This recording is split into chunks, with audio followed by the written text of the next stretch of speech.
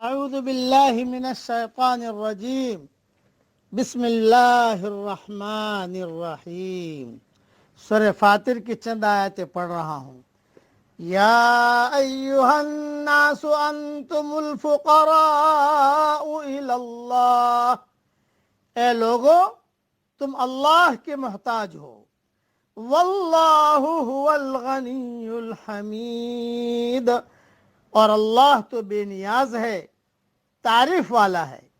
ان یشاء یذہبکم ویأت بخلق جدید، اگر وہ چاہے تو تم کو لے جائے اور ایک نئی مخلوق لے آئے۔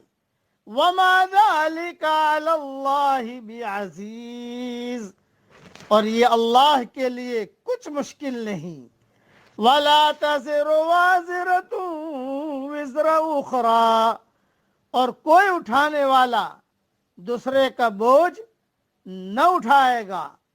وَإِن تَدْعُ مُثْقَلَةٌ إِلَىٰ حِمْلِهَا لَا يُحْمَلْ مِنْهُ شَيْءٌ وَلَوْ كَانَ ذَا قُرْبَىٰ، اور اگر کوئی بھاری بوجھ والا اپنا بوجھ اٹھانے کے لیے پکارے تو اس میں سے ذرا بھی نہ اٹھایا جائے گا، اگرچہ وہ رشتہ دار ہی کیوں نہ ہو۔ انما تنذر الذین یخشون ربهم بالغیب واقاموا الصلاۃ، آپ تو صرف انہی لوگوں کو ڈرا سکتے ہو جو بن دیکھے اپنے رب سے ڈرتے ہیں اور نماز قائم کرتے ہیں۔ وَمَن تَزَكَّىٰ فَإِنَّمَا يَتَزَكَّىٰ لِنَفْسِهِ، اور جو شخص پاک ہوتا ہے وہ اپنے لیے پاک ہوتا ہے۔ وَإِلَى اللَّهِ الْمَصِيرُ، اور اللہ ہی کی طرف لوٹ کر جانا ہے۔ مختصر تشریح سن لیجئے اس کی، اس لیے کہ ابھی میرا سفر بھی ہے۔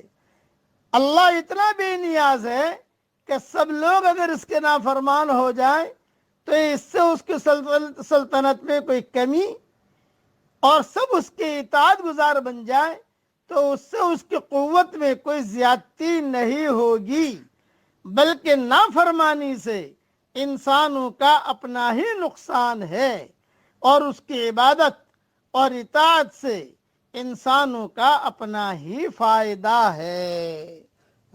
اسی لیے فرمایا کہ بھی علم والا کون ہے؟ علم والا وہ ہے جو معرفت والا ہو، اور جس شخص کو معرفت حاصل ہو جائے وہ خدا کی کتاب کو اپنے فکری رہبر بنا لیتا ہے، وہ اللہ کا عبادت گزار بندہ بن جاتا ہے، انسانوں کے حق میں وہ اتنا مہربان ہو جاتا ہے کہ اپنی محنت کی کمائی میں سے بھی ان کے لیے حصہ لگاتا ہے۔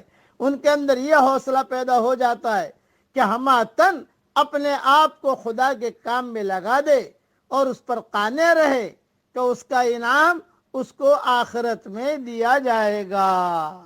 اس لیے کرنے والے اللہ ہیں، اور اللہ تعالیٰ بے نیاز ہے۔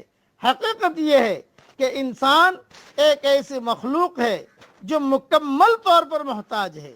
انسان کو خدا کی ضرورت ہے، نہ کہ خدا کو انسان کی ضرورت۔ اللہ تعالیٰ ہم سب سے راضی ہو جائے، آمین۔